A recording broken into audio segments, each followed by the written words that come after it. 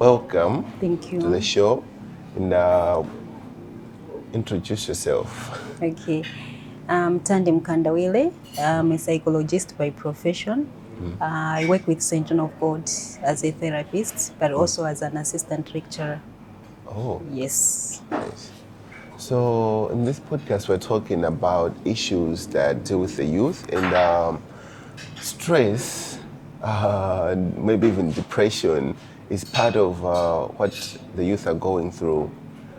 In your experience, how often or how big is the problem?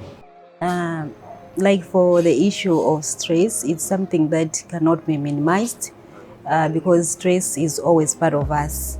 There are negative issues that will bring stress on a person, but also there are positive things that will bring stress on a person. So it's inevitable, it's part of us. And the stress doesn't know age, it doesn't even know gender. So it's an issue that is affecting almost everyone.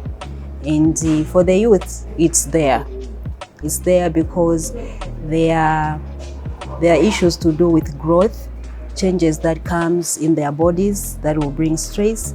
There are issues to do with being under someone where you are able to obey someone or follow what someone wants.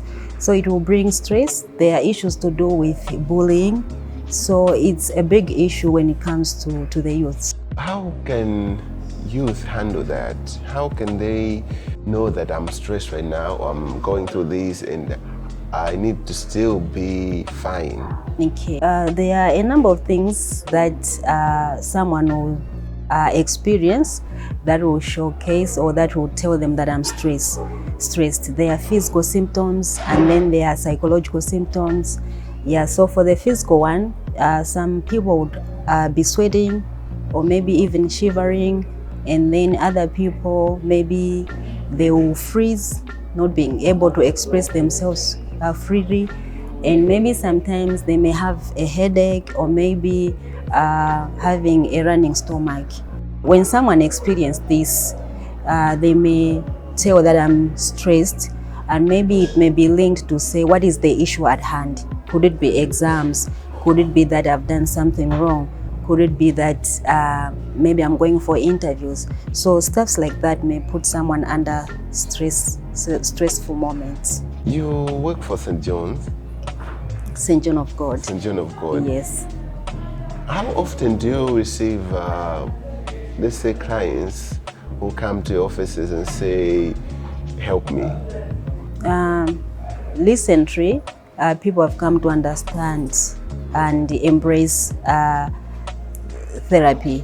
So we're receiving people mostly on a daily basis. Some come voluntarily, maybe their parents feels like they need support. So we are overwhelmed with the number of people that are showing up, the youths that are showing up to get support from us. I feel like Ashinyamata some of open up though.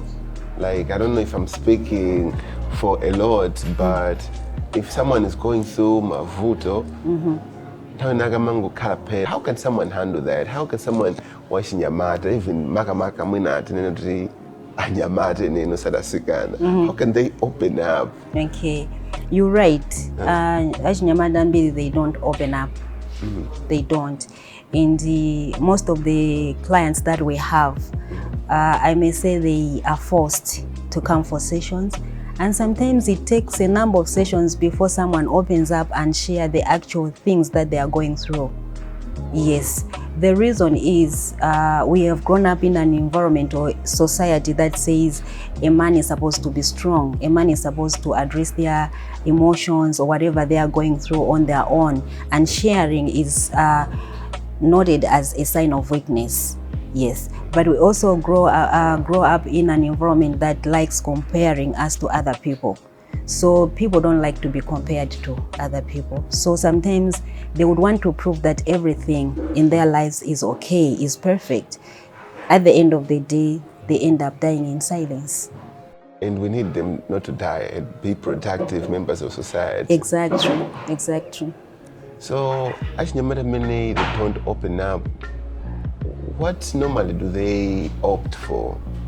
We cannot say they don't open up. They do.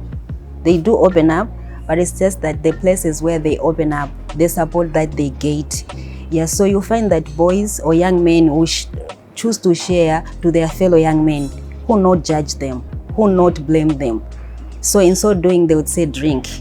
It will help you forget everything that you're going through. So they do open up, but it's just that they do open up to a person who cannot fully support them in the right way. So in so doing, they will drink and then go home drunk. They will sleep peacefully. Unfortunately, they wake up the following day, the issue is still there. So it becomes a routine to say, yesterday I felt good when after drinking, so I still have to go back and drink, I'll still feel good. So as the drinking continues, it becomes an issue, and then it ends up to become addiction. Yes, so they do open up, but in the wrong places. Wow. Yes. Okay. Where do young people like get information like this about mental health, how dangerous it is? I need to open up, I need to talk to someone professionals. Where should they get that information, Makama? Okay, for young people, mostly the information is always there. Right now we are more privileged. We have the internet where people can get more information, in as much as it's not all the information that is posted there that can be trusted, but there's more information there.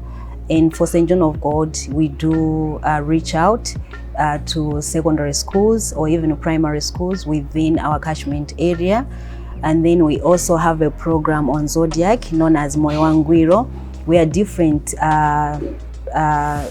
topics are talked about every Saturday. So if people get a chance to listen to Mkandawire on Zodiac every Saturday, they will end up getting the right information. But also our doors are always open. If people would want to know anything about mental health, they can come, and we normally offer the support that they need. We normally answer the questions that they have.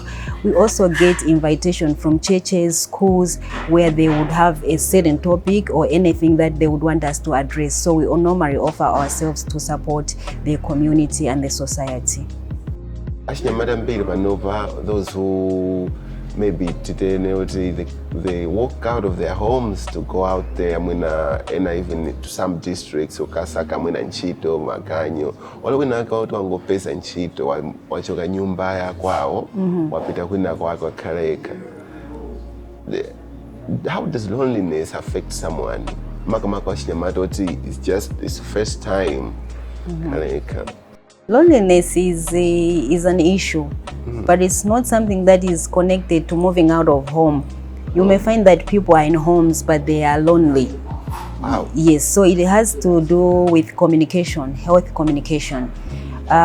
We've come to realize that in our context, an African context, Malawian to be specific, we normally communicate when things are not right, when things are wrong. That's when we communicate to each other.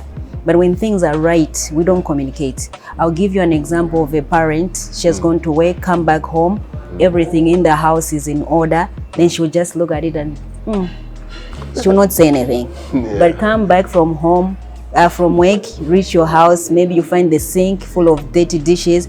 She'll start complaining, who's supposed to do this? Why haven't you done this? Okay, so in so doing, we are raising people, or we're raising young ones who knows that I'm only a failure, because the only time you talk to a person is when they have done something wrong. You're not communicating to them when they have done something right. So even if they move away from home, they desire to communicate, they desire to stay in touch with their parents.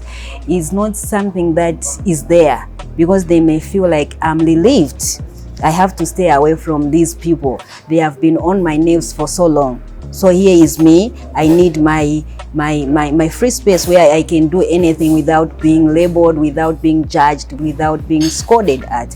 So in so doing, you find that now that person is lonely, there's no one to talk to, there's no one to communicate to. They find now other means to kill the loneliness. So loneliness is not only about when you have moved out of home. You can be lonely even in a home or in a house full of people.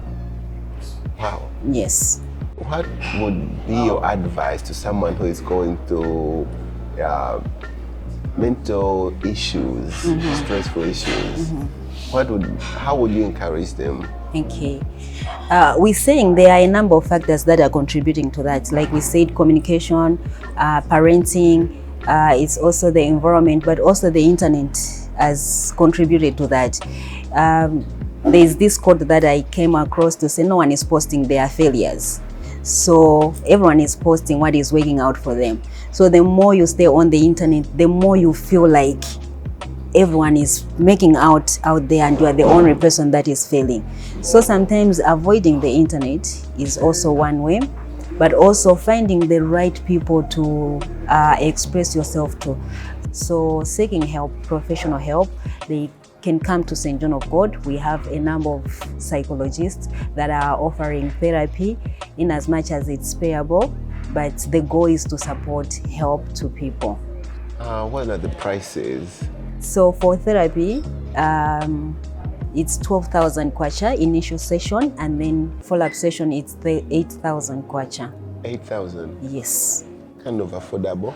It is. And is it a good investment on a person? It is. It is.